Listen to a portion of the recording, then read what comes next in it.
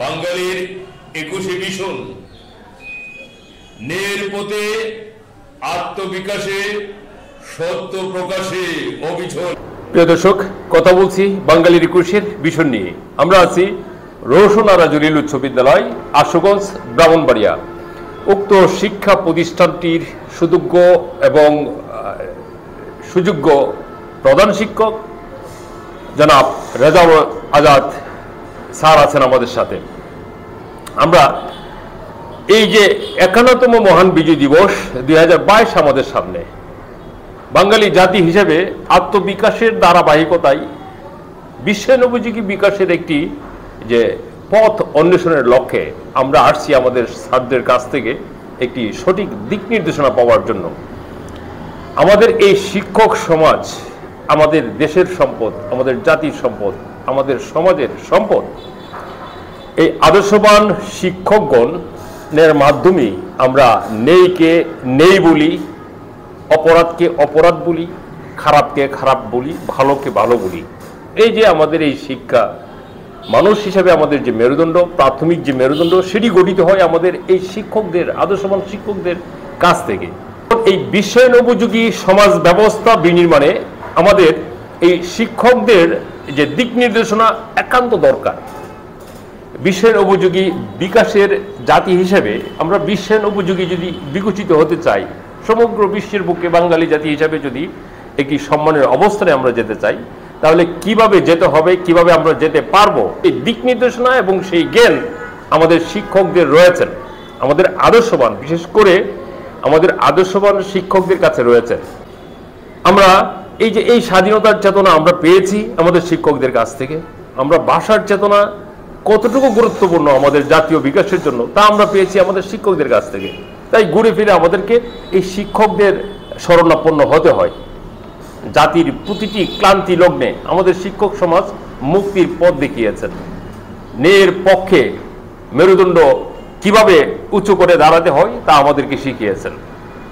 এরকম একজন শিক্ষকের সাথে আমরা এখন পরিচয় হব এবং কথা বলবো রওশন-আরা জলিল বালিকা উচ্চ বিদ্যালয়, আশুগঞ্জ, ব্রাহ্মণবাড়িয়ার সম্মানিত প্রধান শিক্ষক জনাব রেজাউল আজাদ স্যারের সাথে। জানবো উক্ত বিদ্যালয়টির 2022 সালের যে এসএসসি পরীক্ষা দিয়েছেন, উক্ত এসএসসি পরীক্ষার ফলাফল কিরকম হয়েছে। পাশাপাশি আমরা জানবো এই জাতীয় দিবস, এই যে বিজয় দিবস, এই জাতীয় দিবসটি আমাদের জাতীয় জীবনে আমরা কিভাবে এই দিবসটিকে ধারণ করে লালন করে আমরা বিশ্বের বুকে আত্মবিকাশে বিকশিত হতে পারি, সেই দিক নির্দেশনা আমরা স্যারের কাছ থেকে জানবো। বিসমিল্লাহির রহমানির রহিম। বাঙালির 21শে মিশন চ্যানেলকে আমি ধন্যবাদ, কৃতজ্ঞতা জানাচ্ছি যে আমাকে আমার সম্প্রতি যে রেজাল্ট হয়েছে এসএসসি 2022 যে ফলাফল আমরা পেয়েছি সেই সম্পর্কে কিছু বলা। আমি আমার বিদ্যালয়ের রেজাল্ট সম্পর্কিত বলার আগে আমরা সবাই জানি মহান বিজয় দিবসের মাস, আর কয়েকদিন পরে মহান বিজয় দিবস যথাযথভাবে সারা বাংলাদেশে উদযাপিত হবে। তাই এই বিজয় দিবস উদযাপনের পরবর্তী মুহূর্তে আমি এই মুহূর্তে স্মরণ করছি হাজার বছরের শ্রেষ্ঠ বাঙালি, স্বাধীনতার মহান স্থপতি বঙ্গবন্ধু শেখ মুজিবুর রহমান সহ সেই সকল সূর্য সন্তানদের, যাদের জীবনের বিনিময়ে, যাদের রক্তের বিনিময়ে, ইজ্জতের বিনিময়ে আমরা পেয়েছি একটা সুজলা সুফলা বাংলাদেশ, আমরা পেয়েছি লাল সবুজের একটা পতাকা। আমি তাদের প্রতি গভীর শ্রদ্ধা জ্ঞাপন করে আমার বিদ্যালয়ের যে ফলাফল এসএসসি 2022 সম্পর্কে আমি কিছু কথা বলতে চাচ্ছি। দেখুন, আমার বিদ্যালয় থেকে আমরা প্রতি বছরে হিউজ স্টুডেন্ট কিন্তু পরীক্ষায় অংশগ্রহণ করে। এই বছরও করোনাকালীন একটু স্টুডেন্টের সংখ্যা কমছে, তারপরও আমাদের মোট পরীক্ষার্থীর সংখ্যা ছিল 169 জন। তার মধ্যে 163 জন শিক্ষার্থী কৃতকার্য হয়েছে। শুধুমাত্র 6 জন শিক্ষার্থী তারা অকৃতকার্য হয়েছে। আর আমাদের A+-এর সংখ্যা 11 জন। আমরা মোট যে পার্সেন্টেজ, বোর্ডের পার্সেন্টেজ থেকে আমাদের পার্সেন্টেজ একটু হলেও বেশি, 96.45%। আমরা যে রেজাল্ট আমাদের শিক্ষার্থীরা আমাদেরকে উপহার দিয়েছে, আমরা এখানেই খুশি নয়। তো আমরা মনে করি যে আমাদের রেজাল্টে যে দুইটা বিষয় সবসময় চিন্তাভাবনা করতে হয়, যে কোয়ালিটি এবং কোয়ান্টিটি।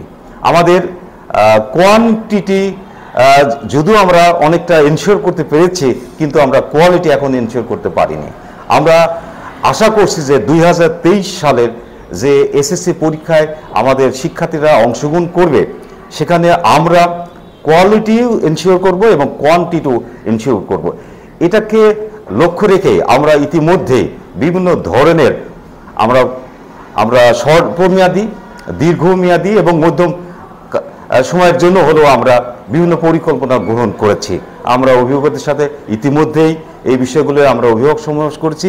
স্টুডেন্টকে কিভাবে সচেতন করা যায় সেই বিষয়টা আমরা অভিভাবকদের সাথে আমরা তাদেরকে আসলে এক ধরনের মোটিভেশন অভিভাবক প্লাস শিক্ষার্থীদেরকে আমরা দেওয়ার চেষ্টা করছি।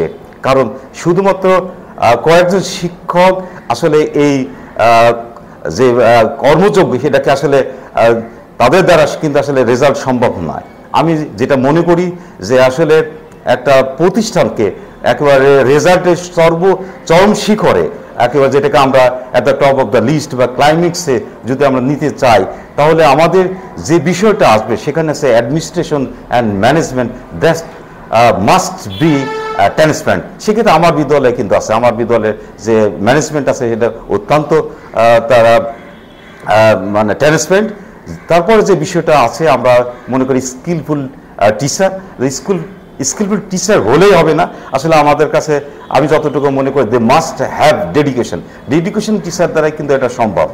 পরবর্তীতে আমাদের কাছে মনে হয় যে আসলে অভিভাবকদের কনসাসনেস অফ গার্ডিয়ানস, অভিভাবকদের সচেতনতা খুবই প্রয়োজন। এবং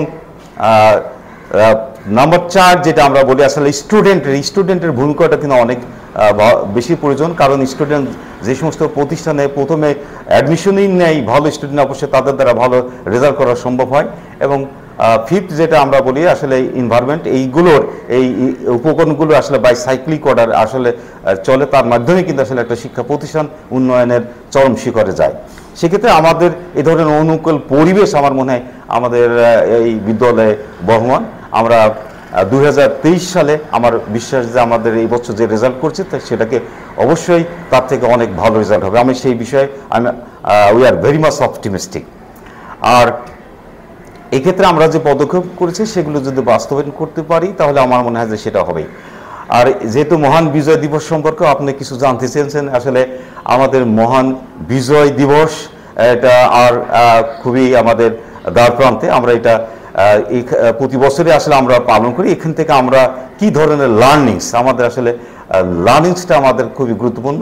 এখানে আমাদের যে বাঙালি জাতীয়তাবাদের কথা আমরা বলি, সেই বিষয়টাকে আসলে আমরা কিভাবে গুরুত্ব দিই সেটাকে অবশ্যই আমাদের সে আরও বিষয়টা জানতে হবে।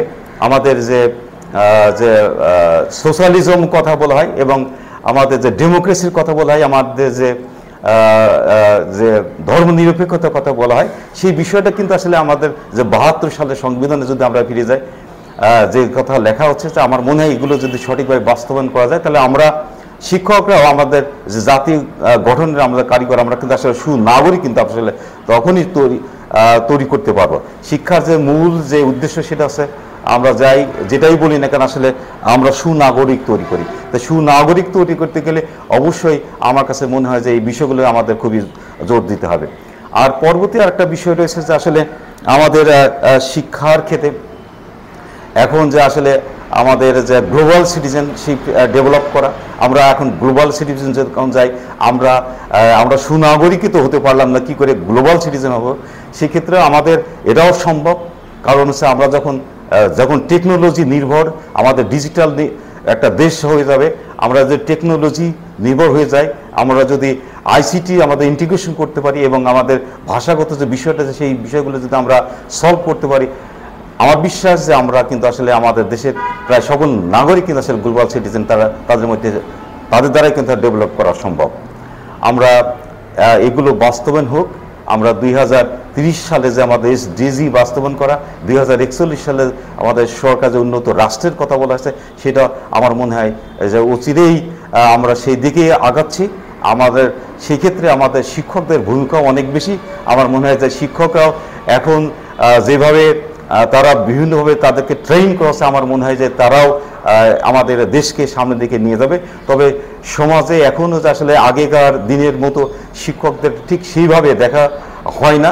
কারণটা শিক্ষকদেরকে সেই মর্যাদা দেওয়া হয় না।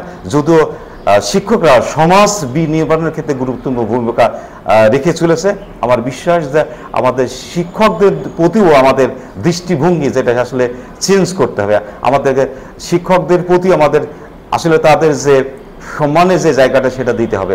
যদি আমরা দিই তাহলে আমাদের একটা সমাজ ব্যবস্থা, উন্নত একটা সমাজ ব্যবস্থা হবে এবং সর্বোপরি আমাদের দেশ একটা উন্নত রাষ্ট্রে পরিণত হবে, একটা সভ্য জাতি হিসেবে আমরা গড়ে উঠব। ধন্যবাদ আপনাকে।